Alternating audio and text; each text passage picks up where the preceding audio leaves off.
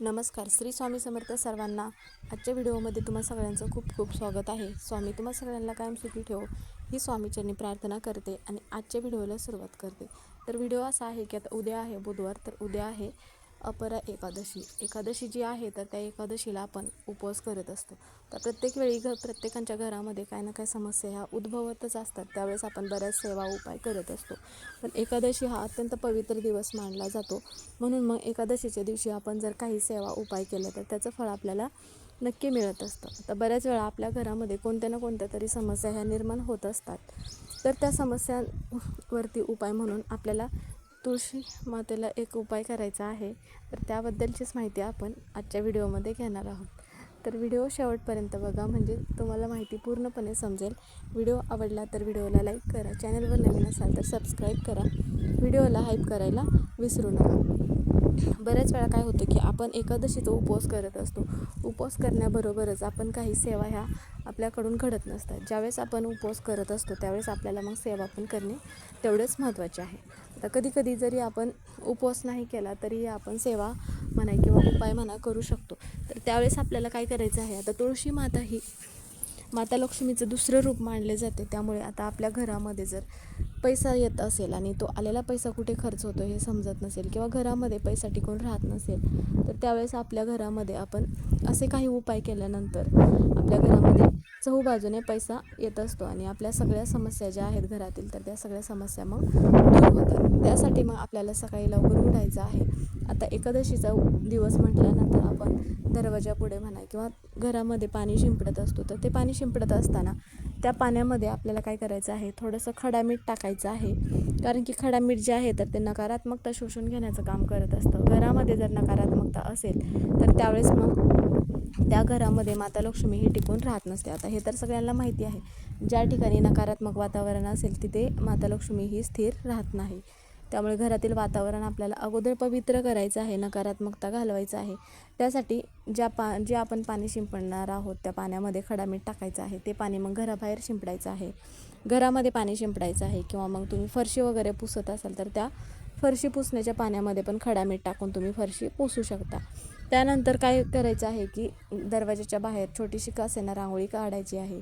उंबरठ्याला हळदीचं लेपन करायचं आहे. माता लक्ष्मीची पावलं काढायची आहेत आणि जिथे तुळशी माताचं वृंदावन आहे तिथे आपल्याला छोटीशी का होईना रांगोळी काढायचं आहे. किंवा तुम्ही पावलं जरी माता लक्ष्मीचे काढलात तरीही हरकत नाही. कारण एकादशी हा जो दिवस आहे तर तो अत्यंत पवित्र दिवस मानला जातो. त्यामुळे मग तुळशी मातेची सेवा करण्याला अत्यंत महत्त्व दिलं जातं.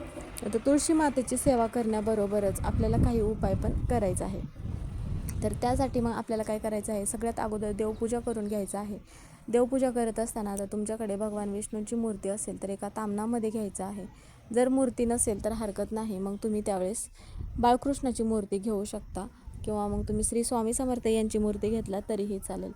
त्या मूर्तीवरती अभिषेक घालायचा आहे. अभिषेक घातलेलं जे पाणी आहे तर ते पाणी आपल्याला आपण ज्यावेळेस देवपूजा करत असतो तर ते पाणी आपण तुळस सोडून इतर कुठल्याही झाडांना टाकत असतो.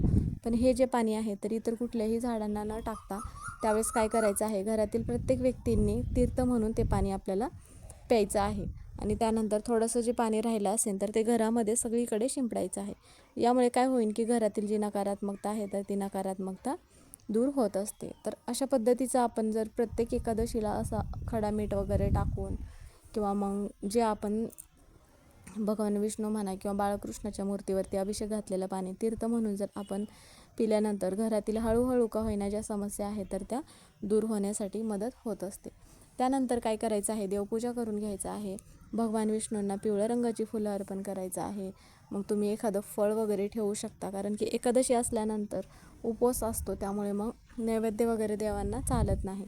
आणि सगळ्यात महत्त्वाची गोष्ट म्हणजे भगवान विष्णूंना तुळशीपत्र आवर्जून अर्पण करायचं आहे. कारण तुळस जी आहे तर ती आपल्या भगवान श्रीहरी विष्णूंसाठी तुळस उपवास करत असते, म्हणजेच की व्रत करत असते. त्यामुळे मग तुळशी मातेला अत्यंत महत्त्व दिलं जातं एकादशीच्या दिवशी. त्यामुळे मग तुळशीपत्र अर्पण करायचं आहे. आता असे म्हटले जाते की एकादशीच्या दिवशी तुळशी मातेला स्पर्श केला जात नाही, त्याचप्रमाणे तुळशी मातेला जल अर्पण केले जात नाही. तर मग आपल्याला कशा पद्धतीने हे पान घ्यायचं आहे, तर खाली पडलेलं एखादं पान तुम्ही घेऊ शकता किंवा मग तुमच्याकडे पान नसेल तर आदल्या दिवशी तुम्ही ते पान तोडून ठेवू शकता. पण खाली पडलेलं पान जे आहे तर ते घेतल्यानंतर शिळे होत नाही. असा बऱ्याच जणांना प्रश्न पडतो की आपण ज्या प्रकारे शिळे फूल वगैरे अर्पण करत नाही, मग तुळशीपत्र कसे अर्पण करायचे. तर तुळशीपत्र जे आहे तर ते झाडापासून खाली पडल्यानंतर पुढील 24 दिवस ते शिळे होत नाही, त्यामुळे आपण अर्पण करू शकतो भगवान विष्णूंना. त्यानंतर काय करायचं आहे, भगवान विष्णूंचा जो मंत्र आहे किंवा तुम्ही विष्णू सहस्त्रनाम म्हणू शकता. नंतर मग आपल्याला तुळशी मातेला जी वस्तू आपण अर्पण करणार आहोत तर त्यासाठी काय करायचं आहे, एक दिवा घ्यायचा आहे आपल्याला. आता हा जो दिवा आहे तर तो दिवा आपल्याला तुपाचा दिवा घ्यायचा आहे. एक प्लेट घ्यायची आहे, प्लेटामध्ये कुंकवाने स्वास्तिक काढायचं आहे. त्यानंतर मग दिवा घ्यायचा आहे, दिवा तुपाचा घ्यायचा आहे. आता जर तुमच्याकडे तूप नसेल तर मग तुम्ही इतर तेल घेऊ शकता, पण त्यानंतर त्या तेलामध्ये दिवा प्रज्वलित करण्या अगोदर तुम्ही मग त्यामध्ये थोडीशी हळद टाकायची आहे. आता हळद जी आहे तर ती माता लक्ष्मीला अत्यंत प्रिय असते, म्हणून हळद टाकायचं आहे. कारण की तुपाचा दिवा हा माता लक्ष्मीला अत्यंत प्रिय आहे, म्हणून तुपाचाच दिवा आवर्जून तुम्ही लावायचा आहे. नसेल तर हरकत नाही. त्यानंतर मग काय करायचं आहे, आता हा जो दिवा आहे तर हा दिवा आपल्याला तुळशी मातेपुढं लावायचा आहे. आता ज्यावेळेस आपण तुळशी मातेपुढं दिवा प्रज्वलित करणार आहे त्यावेळेस मग काय करायचं आहे की दिव्याची पूजा करायचं आहे, फूल अर्पण करायचं आहे. आणि हा जो दिवा आहे तर दिव्याची दिशा जी आहे तर उत्तर दिशेकडे तोंड करून दिवा आपल्याला प्रज्वलित करायचा आहे. उत्तर दिशा जी आहे तर ती दिशा माता लक्ष्मीची दिशा मानली जाते. आपल्या घरामध्ये चहूबाजूने पैसाच पैसा यावा म्हणून आपल्याला तुळशी मातेपुढे असा एक दिवा लावायचा आहे.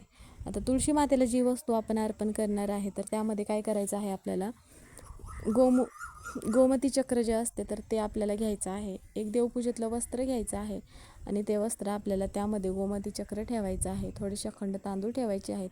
त्या गोमती चक्रांना हळदी कुंकू अर्पण करायचं आहे. 1 रुपयाचं नाणं घ्यायचं आहे आणि फूल अर्पण करायचं आहे. आणि याची पोटली बनवून आपल्याला काय करायचं आहे, तुळशी मातेचं जे झाड आहे तर त्या तुळशी मातेच्या खोडाखाली आपल्याला हे जे पोटली बनवलेली आहे तर ती ठेवायचं आहे. तुळशी मातेला प्रार्थना करायचं आहे. तुमच्या घरातील ज्या समस्या आहेत तर त्या दूर होण्यासाठी प्रार्थना करायचं आहे.